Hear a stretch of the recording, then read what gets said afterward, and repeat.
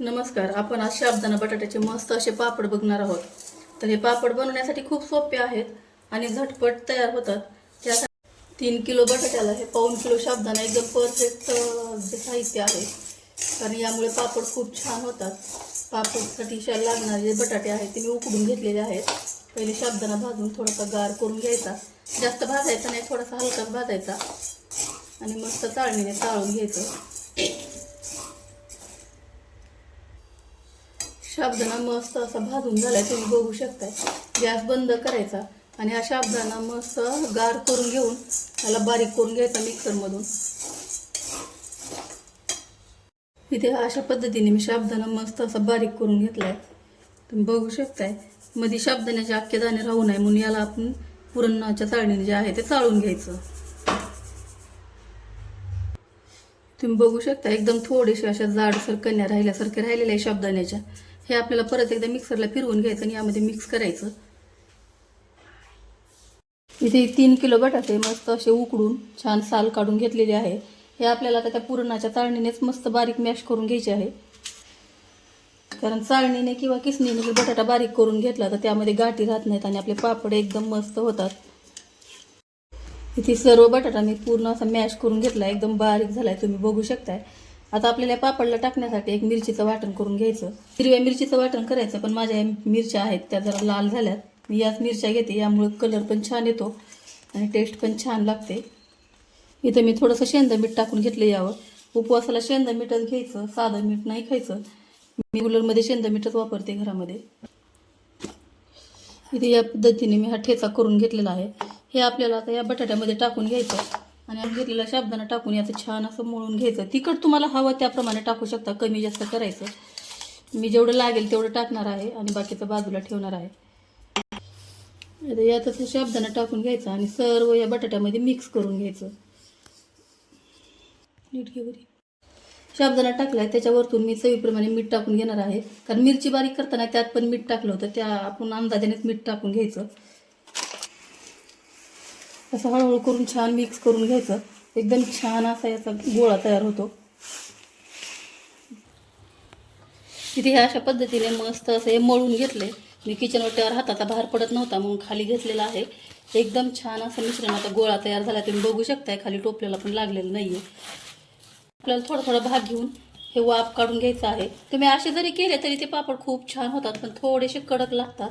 त्याला आपण वाफवून घ्यायचं ह्या पिठाला आणि मस्त त्याचे पापड बनवायचे. ज्या चाळणीने मी बटाटा बारीक केलता त्याच चाळणीवर मी हे पिठाचा गोळा ठेवून याला छान अशी वाफ काढण्यासाठी ठेवणार आहे. इथे कुकरमध्ये पाणी ठेवले गरम करायला, त्यावर अशी चाळणी ठेवायची आणि याच्यावर झाकण ठेवून मस्त अशी वाफ काढून घ्यायची. इथे पिठाला छान अशी वाफ आलेली आहे, तुम्ही बघू शकता किती छान वाफरलंय आपलं पीठ. एकदम मस्त झालंय.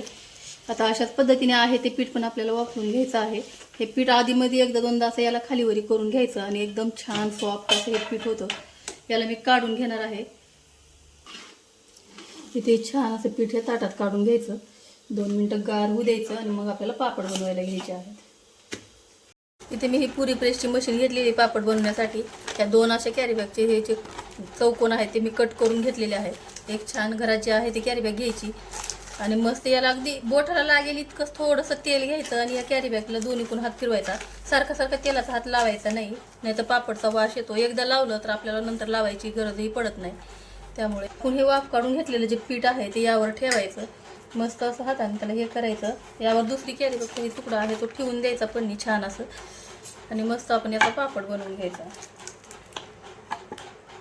तुम्ही बघू शकता किती छान असा हा पापड झालेला आहे. एकदम पातळ आणि मस्त असा पापड होतो. पहा किती छान आणि पातळ एकसारखा पापड होतो. एकदम मस्त होतो. तुमच्याकडे पुरी प्रेस नसेल तर तुम्ही डायरेक्ट हाताने. मी इथे हे घरातच पापड बनवत आहे. माझं लहान बाळ असल्यामुळे मी वर जाऊ शकत नाही उन्हामध्ये. याला घरातच 1 दिवस सुकवून 1 दिवस कडकडीत उन्हात वाळवून घ्यायचं. तुम्ही बघू शकता किती मस्त पापड उलटला. आता याच पद्धतीने आपल्याला सर्व पापड बनवून घ्यायचे आहेत. पद्धतीने केले मशीननी पापड तर अगदी झटपट आणि पटपट पापड होऊन जातात.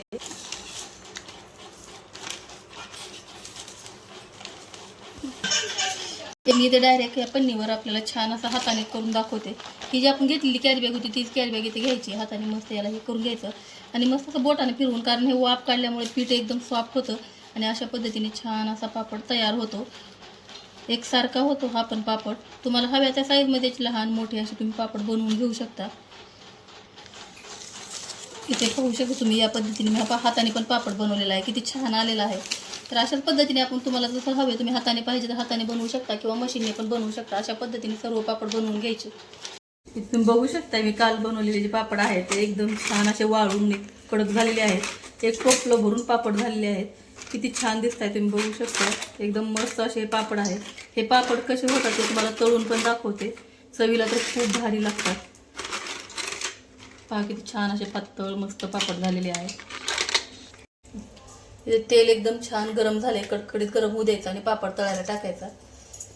हा पापड एकदम मस्त फुलतो. बघू शकता किती छान असा हा पापड फुललेला आहे. एकदम मस्त हा पापड होतो. चवीला तर खूप भारी लागतो आणि एकदम खुसखुशीत होतो हा पापड. अशा पद्धतीने एक वेळ नक्की असे पापड करून पहा.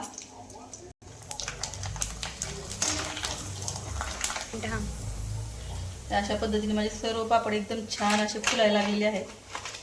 म्हणजे तुम्ही बघू शकता हे पापड किती छान फुललेला आहे. एकदम मस्त या पापडची साईज आणि या पापडची साईज तुम्ही बघू शकता. एकदम खुसखुशीत असा हा पापड झालेला आहे. तुम्ही बघू शकता पहा किती मस्त हा पापड झालेला आहे. तुम्ही अशा पद्धतीचा एक वेळ पापड नक्की ट्राय करा. बनवण्यासाठी खूप सोपा आहे आणि खाण्यासाठी खूप टेस्टी आहे.